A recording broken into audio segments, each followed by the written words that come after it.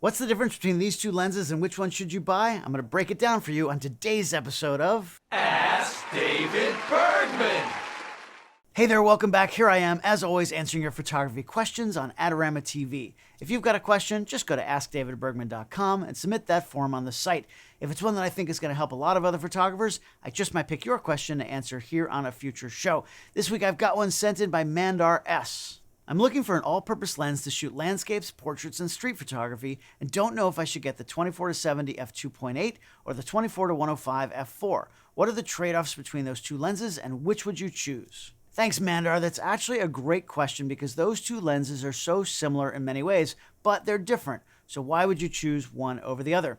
Well, before I get too far down the rabbit hole here, I need to point out a couple of things. First of all, this video is brand agnostic. Now, I'm a Canon Explorer of Light. I own Canon, and I'm familiar with the Canon gear, but most major camera manufacturers make their own versions of these lenses.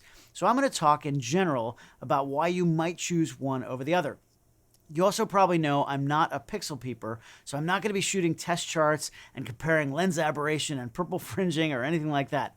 There's nothing wrong with that if you want to compare specific lenses and learn about the quality of the glass, but it's just not what I do. Most modern lenses these days are pretty great, especially when you're looking at pro versions and full frame models.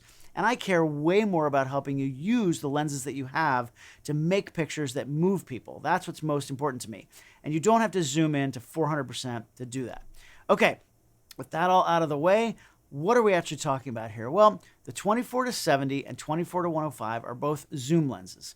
Now, prime lenses, or lenses that don't zoom and just shoot at one focal length, are usually lighter than their comparable zoom lenses. They have wider apertures and are less expensive.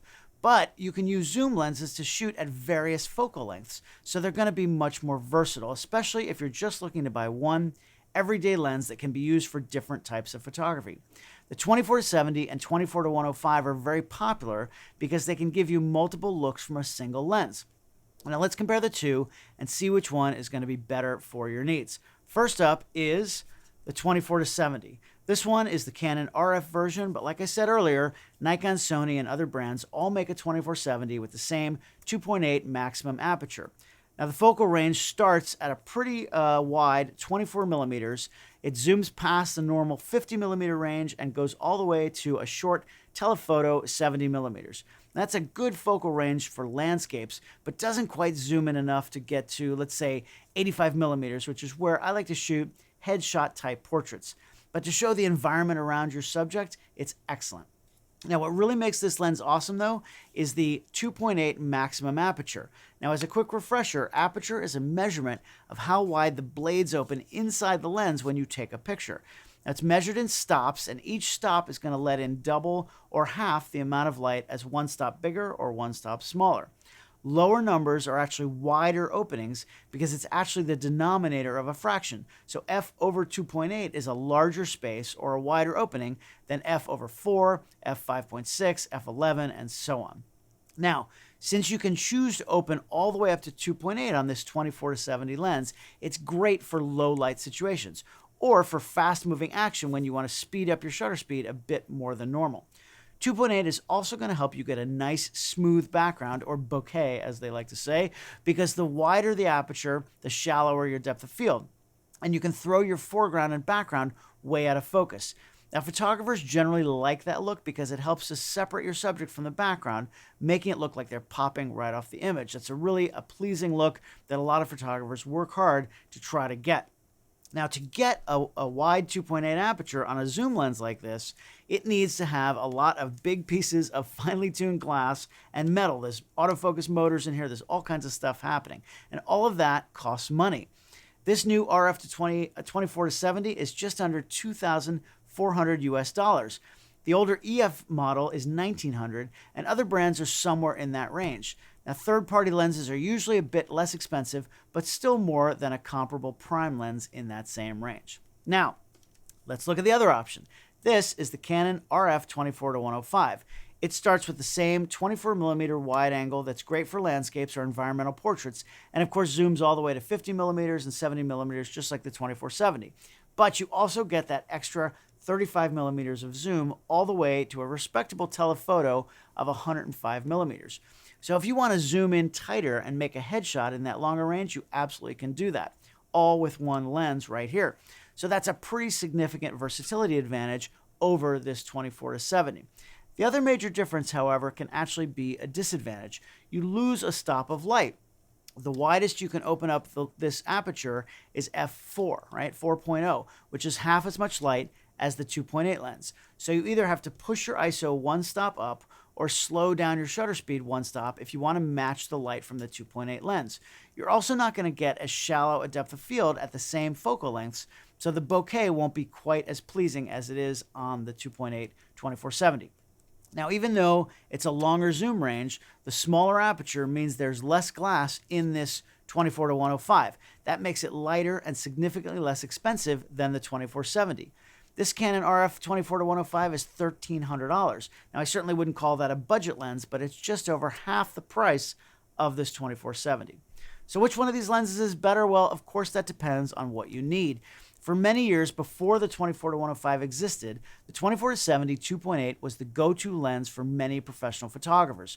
Photojournalists, for example, never know what the light is going to be like at their next assignment. So having the option to open up to f2.8 is huge, literally, right?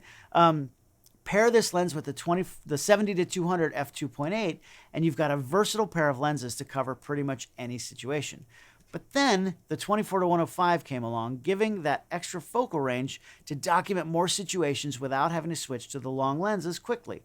That's going to give the edge to this 24-105. But now what about the aperture?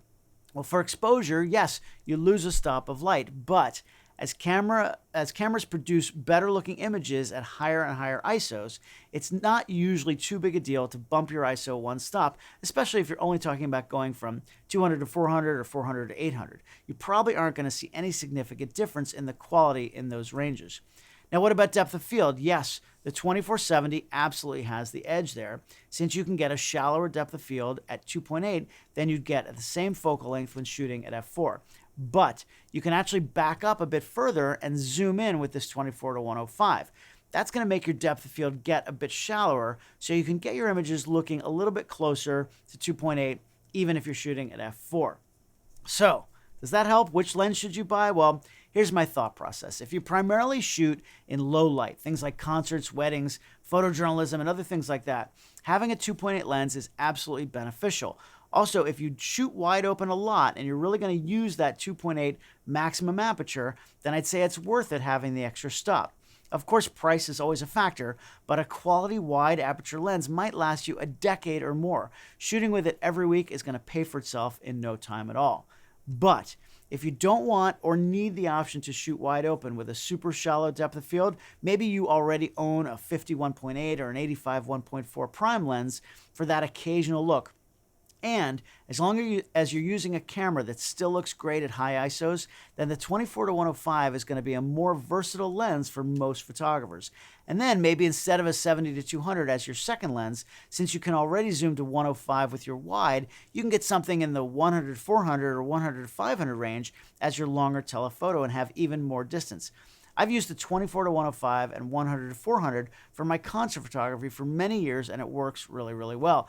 And of course, the 24-105 is not only lighter, but also less expensive. For the Canon RF models, it's $1,100 less, and that's not nothing. Now, at the end of the day, both lenses are awesome, right? Either one is a versatile zoom lens that can definitely be the one lens you're going to use the most.